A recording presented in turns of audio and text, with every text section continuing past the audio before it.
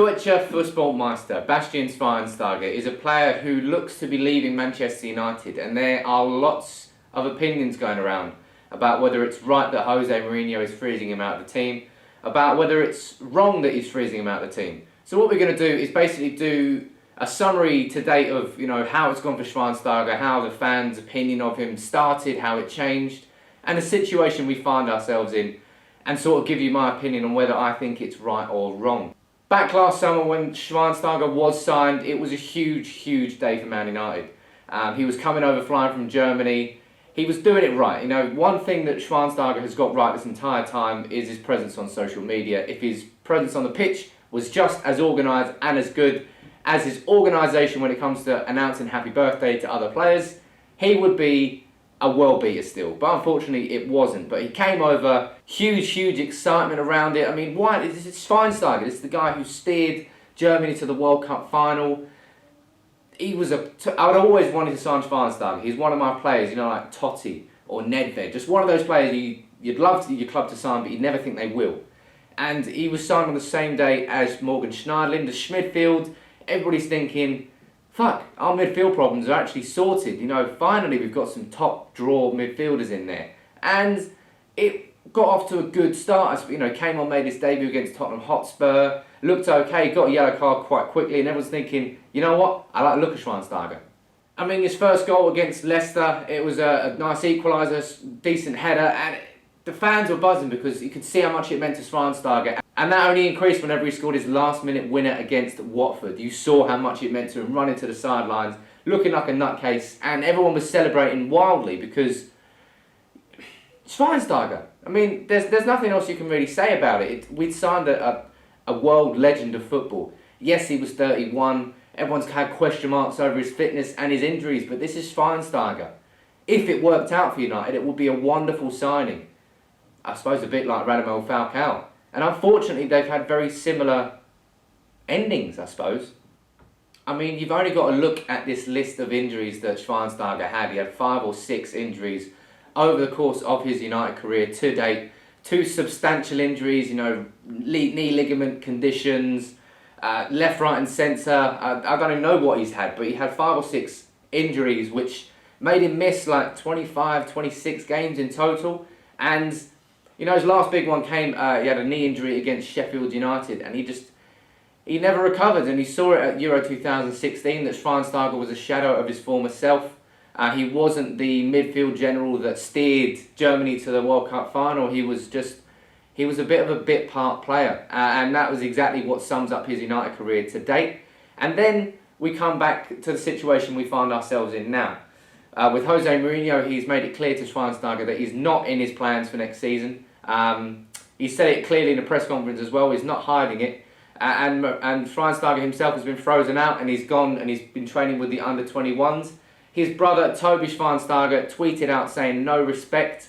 And it got tongues wagging. Everyone's saying, is Mourinho just freezing him out? Is Mourinho, has he let him know that he's not in his plans? And I think that's what it boils down to me.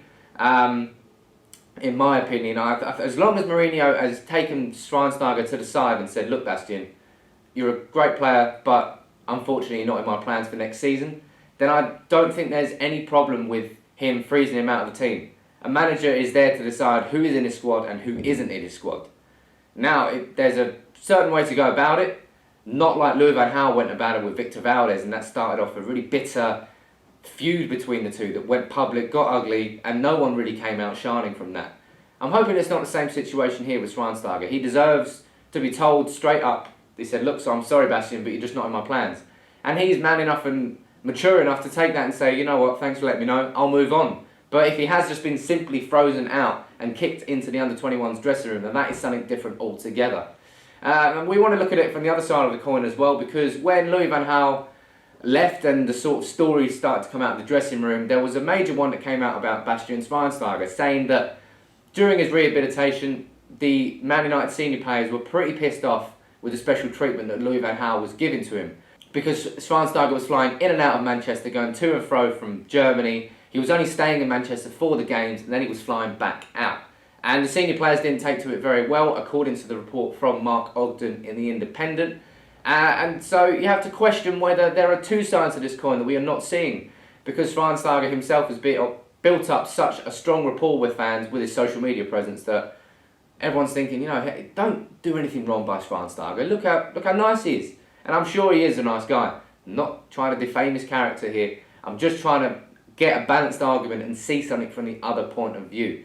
But I mean, overall, I think it is the right decision to let Schweinsteiger go.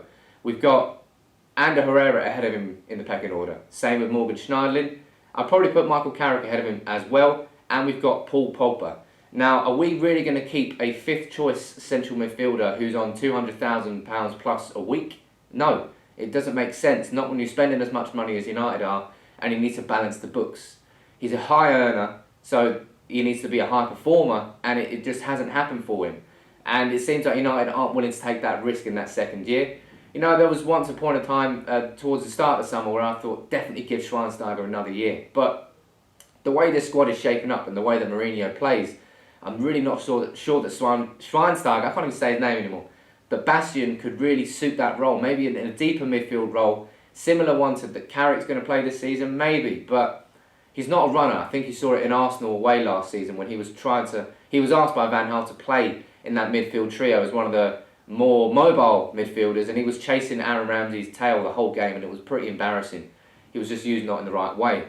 But I'm really, really, really sad that this hasn't worked out for Schweinsteiger. He is a legend of the game, and I was so buzzing when he was signed, but injuries have just buggered him. They have just not let him get a decent run of games and find his fitness and find his form at Man United, and the time is now up.